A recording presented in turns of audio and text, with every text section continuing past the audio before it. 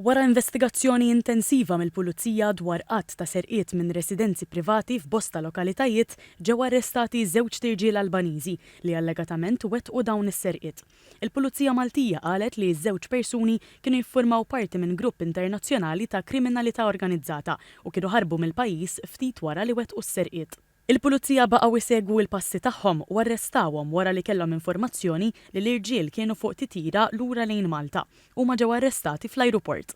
Intant is-sibt filgħodu iż-żewġ Albaniżi, Sinan Gega ta' 46 sena u Koċu Silver ta' 32 sena tresqu l-qorti mixlija b'serq minn diversi residenzi fis-Swieqi, in-Naxxar, il-Mosta, ir-Rabat u l-Mellieħa u ma wieġbu mhux ħatja.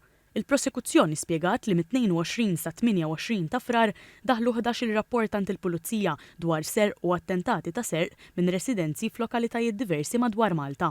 Il-Pulizija bdiet l-investigazzjonijiet tagħha billi elevat filmati minn kameras tas-sigurtà fl-akwati fejn seħħew is-serqiet u f'dawn il-filmati ġew innutati l-istess żewġ persuni inkluż żewġ karozzi li dejjem intużaw għas-serq. Il-Pulizija ntraċċat il-vetturi li kienu tal-kiri u waslet għal Koċu Silver. Min hawnhekk il-Pulizija sabu li ma' Silver f'Malta kien hemm persuna oħra u bekk waslu għal Sinan Gega. Ir-riżulta li dawn kienu qed jgħixu f'lukanda fil-Qawra u ma kienu ħallew Malta fil-bidu ta' Marzu. Fit-2 ta' Marzu, il-Pulizija Maltija kienet ukoll irċiviet informazzjoni li Silver kien tar lejn il-Belġju hekk kif twaqqaf f'ajruport fi Brussell minħabba li kellu diversi fliexken ta' xempu mimlija bil-ġojjellerija. Din ġiet ikkonfiskata, iżda l-Pulizija Belġjana ħallietu jkompli bil-vjaġġ tiegħu. L-istess ġojjellerija konfiskata taqbel mad-deskrizzjoni ta' ġojjellerija misruqa minn Malta.